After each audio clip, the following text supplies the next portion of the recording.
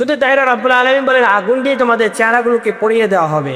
আমার প্রিয় ভাইয়েরা, এই দুনিয়ার জমিনের ভিতরে এই চেহারার জন্য আমরা কি না করি, এই চেহারার মায়ের মধ্যে আমরা পড়ি, এই চেহারার জন্য আমরা ভালোবাসি, আমরা এই চেহারার পছন্দ করি। এই পছন্দ করার কারণে আজ আমাদের সমাজের মধ্যে একে অপরে ভালোবাসতে গিয়ে আমরা আত্মহত্যা করি, অথবা আমরা ঘুমের ট্যাবলেট খেয়ে আমাদের জীবনটাকে মূলত শেষ করার জন্য প্রস্তুত হই, অথবা আমরা বিভিন্ন ধরনের ওষুধ খেয়ে মূলত আমাদের জীবনটা মূলত শেষ করে দেওয়ার জন্য প্রস্তুত হয়ে যাই। মনে রাখতে হবে, আপনি ভালোবাসা হতে হবে আল্লাহ সুবহানাহু ওয়া তাআলার জন্য। আমরা যদি একটা সুন্দর চেহারার জন্য মায়া মহব্বত করে যাই, মনে রাখতে হবে আখিরাতের জিন্দেগি কিন্তু আপনার অন্ধকার হয়ে যাবে।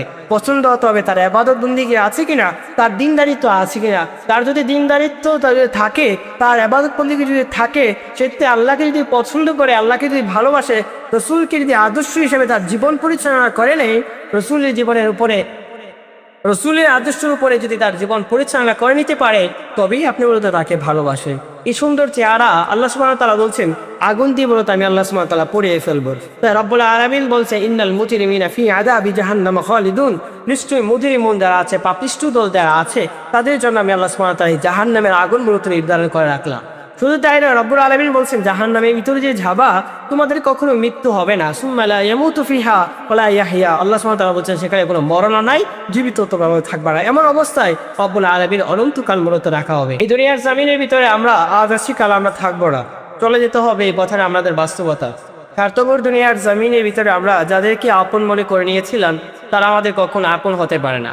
মনে রাখতে হবে, আপনি হাসলেও চলে যেতে হবে, কাঁদলেও দুনিয়ার জমিন থেকে চলে যেতে হবে। আপনি দালান কোঠার ভিতরে যদি থাকেন, তবেও আপনি চলে যেতে হবে। তবে রব্বুল আলামিন এই দুনিয়ার জমিনের ভিতরে আপনাকে পাঠিয়েছেন একটা মিশন দিয়ে, একটা উদ্দেশ্য দিয়ে পাঠিয়েছেন। সেই উদ্দেশ্যটা কি হতে পারে? আল্লাহ সুবহানাহু ওয়া তাআলা বলছেন আফাসিবিতুম আন্নামা খালাকনাকুম আবাসা ওয়া আন্নাকুম ইলাইনা লা তুরজাউন। ও আমার হারানো গোলাম, আমার বান্দা বান্দিয়া, শুনে রাখো, আমি আল্লাহ তোমাদেরকে ঘোষণা দিয়েছি, অনার্থক অকারণে নিষ্প্রয়োজনে আমি আল্লাহ সুবহানাহু ওয়া তাআলা তোমাদেরকে পাঠাই নাই। অবশ্যই রব্বুল আলামিন একটা উদ্দেশ্য দিয়ে আপনাকে আমাকে মূলত পাঠিয়েছেন।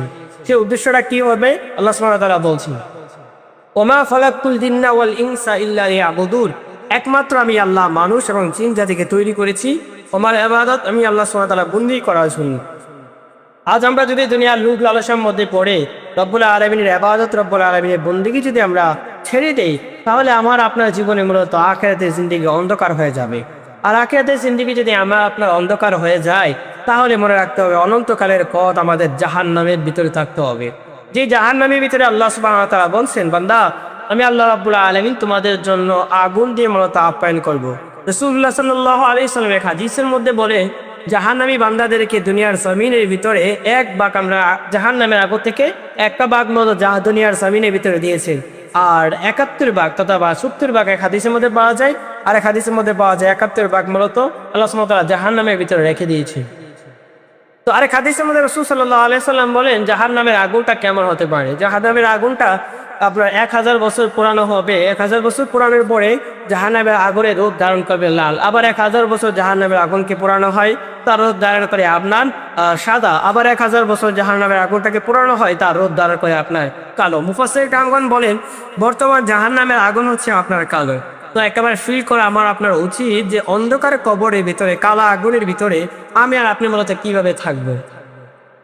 লাইট যদি আপনি অফ করে ফেলে রাতের বেলা, গভীর রাত্রে, আপনার ভয় করবে। আপনি যদি কবরের কথা স্মরণ করেন, দেখবেন আপনার ভয় করবে। আপনি অন্ধকারের ভিতরে আপনি থাকতে পারেন না।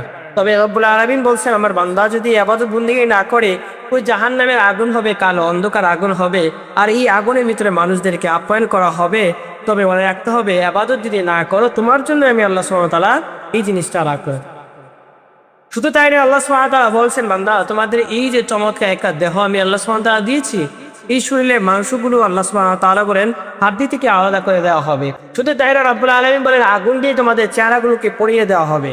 আমার প্রিয় ভাইয়েরা, এই দুনিয়ার জমিনের ভিতরে এই চেহারার জন্য আমরা কি না করি, এই চেহারার মায়ের মধ্যে আমরা পড়ি, এই চেহারার জন্য আমরা ভালোবাসি, আমরা এই চেহারার পছন্দ করি। এই পছন্দ করার কারণে আজ আমাদের সমাজের মধ্যে একে অপরে ভালোবাসতে গিয়ে আমরা আত্মহত্যা করি, অথবা আমরা ঘুমের ট্যাবলেট খেয়ে আমাদের জীবনটাকে মূলত শেষ করার জন্য প্রস্তুত হই, অথবা আমরা বিভিন্ন ধরনের ওষুধ খেয়ে মূলত আমাদের জীবনটা মূলত শেষ করে দেওয়ার জন্য প্রস্তুত হয়ে যাই।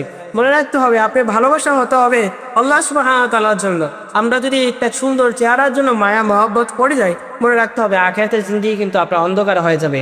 পছন্দ হতে হবে তার ইবাদত বন্দেগী আছে কিনা, তার দিনদারিত্ব আছে কিনা। তার যদি দিনদারিত্ব যদি থাকে, তার ইবাদত বন্দেগী যদি থাকে, সেক্ষেত্রে আল্লাহকে যদি পছন্দ করে, আল্লাহকে যদি ভালোবাসে, রসুলকে যদি আদর্শ হিসেবে তার জীবন পরিচালনা করে নেই, রসুলের জীবনের উপরে, রসুলের আদর্শের উপরে যদি তার জীবন পরিচালনা করে নিতে পারে, তবেই আপনি বলতে তাকে ভালোবাসেন।